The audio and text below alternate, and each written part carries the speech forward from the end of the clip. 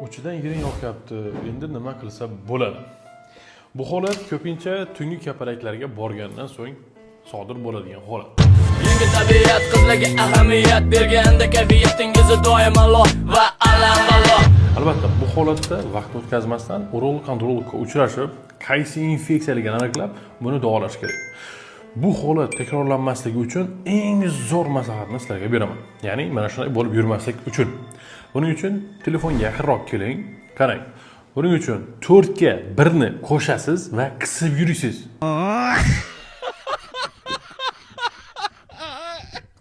Sababi bu infeksiyani ayolingizga ham o'tirib, ayolingizni ham kasal qilib qo'ymaslik uchun, hurmatli erkaklar. Yaxshilab bu gapni quloqingizda qoldiring. Ehtimol endi uchrashmaymiz. Shuning uchun kanalimga obuna bo'lib, foydali ma'lumotlarni kuzatishda davom eting.